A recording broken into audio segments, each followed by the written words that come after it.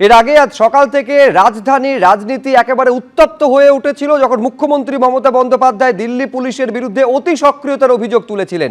ঠিক কিভাবে আক্রমণ সানিয়েছিলেন মমতা বন্দ্যোপাধ্যায় দেখাবো আপনাদের, পাল্টা বিরোধী দলনেতা কি বলেছেন দেখুন।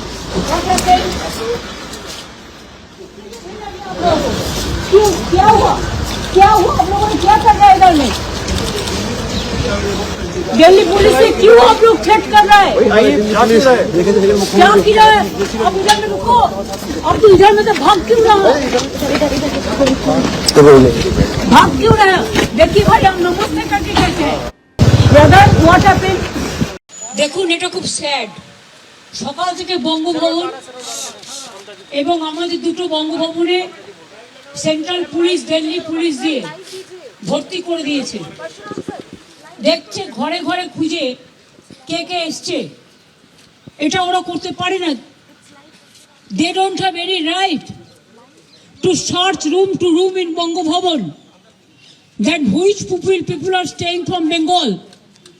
This is our Bhavan and you will appreciate 150 people died because of SIR and their family members. Out of that few family members came to raise their voice. নিশ্চিতভাবে দিল্লি পুলিশের কাছে কিছু ইনপুট রয়েছে। আনসারুল বাংলার লোকেরা মুর্শিদাবাদের হরিহর পাড়ায় যদি থাকতে পারে, কাশ্মীরের জঙ্গি যদি ক্যানিংয়ে থাকতে পারে,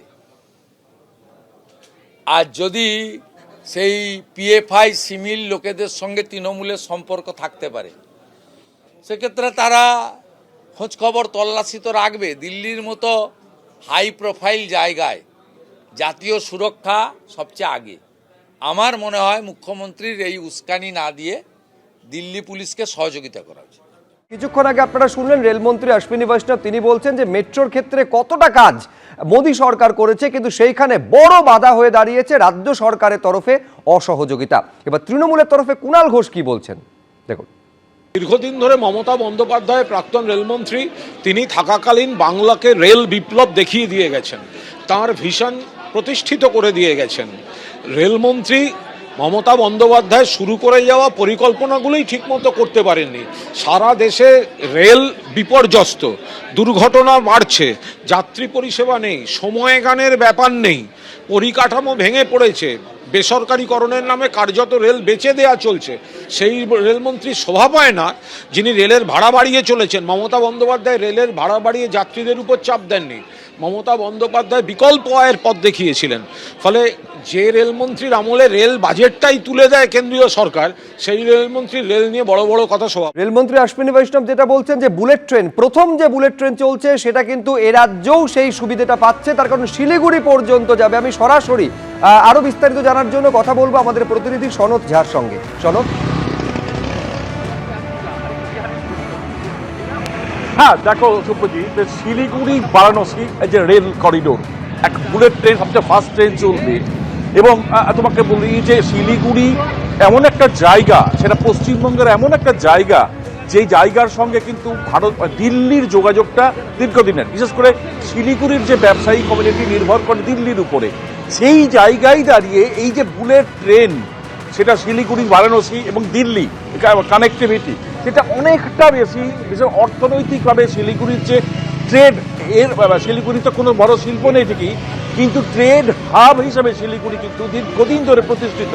সেই ট্রেড হাব কিন্তু অনেক বেশি বুস্ট আপ করবে, মানে প্রথমত ব্যবসায়ীর দিক থেকে, এবং ব্যবসায়ীরা যেহেতু দিল্লি নির্ভর সমস্ত ক্ষেত্রে, কিন্তু এই স্পিডি ট্রেন সেটা আকাশ পথের উপর নির্ভর না করে, যেটা কিন্তু রেল পথের উপর অনেকটা নির্ভর। এর আগেও ছিল আকাশপথ ছিল, এবং তুমি জানো বিশেষ করে উত্তরের এই যেটা আবহাওয়ার কারণে বিশেষ কিছু সময় কিন্তু আকাশপথ পুরো বন্ধ হয়ে যায়। সেখানে এই যে বুলেট ট্রেন, সেটা অন্তত ব্যবসার দিক থেকে অত্যন্ত গুরুত্বপূর্ণ। 2 নম্বর, এটা গৌহাটি পর্যন্ত যাবে, বিশেষ করে কামাখ্যা, সেটা তীর্থের দিক থেকে, অর্থাৎ রিলিজিয়াস ট্যুরিজম, সেটা আরও বেশি বুস্ট আপ করবে।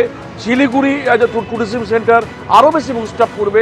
এবং শিলিগুড়ির গুরুত্ব দেখো, 2014 সাল থেকে এনডিএ গভর্নমেন্ট আসার পর থেকে উত্তর পূর্বাঞ্চলে যে একটা নতুন মুখ দেখা গেছে, সেই মুখে বলা যায় যে এই যে বুলেট ট্রেন আরও সৌন্দর্য অনেকটা নিয়ে আসছে। ফলে শিলিগুড়ি ইতিমধ্যে নিউ জলপাইগুড়ি স্টেশন তার আধুনিকীকরণ হচ্ছে। স্বাভাবিকভাবে এই বুলেট ট্রেন শিলিগুড়ির যে অর্থনৈতিক এবং অন্যান্য সেটাকে অনেক বেশি বুস্ট আপ করবে, কোনো সন্দেহ নেই, অনেক বেশি উজ্জীবিত করবে বলে অনেকেই মনে করছেন। আপাতত সনদ তোমায় ধন্যবাদ। এবার প্রথম বুলেট ট্রেন শিলিগুড়ি পর্যন্ত যাবে। কেন্দ্রীয় বাজেট পেশের পর জানালেন রেলমন্ত্রী, ভবিষ্যতে এই প্রজেক্ট গুয়াহাটি পর্যন্ত নিয়ে যাওয়া হবে। পশ্চিমবঙ্গেও প্রায় 12টি নতুন ট্রেন পেয়েছে বলে জানিয়েছেন অশ্বিনী বৈষ্ণব। গত 40 বছরে কলকাতা মেট্রোর 27 কিলোমিটার রেলপথ, 2014 সালের পর 11 বছরে কলকাতা মেট্রোর 45 কিলোমিটার লাইন তৈরি হয়েছে।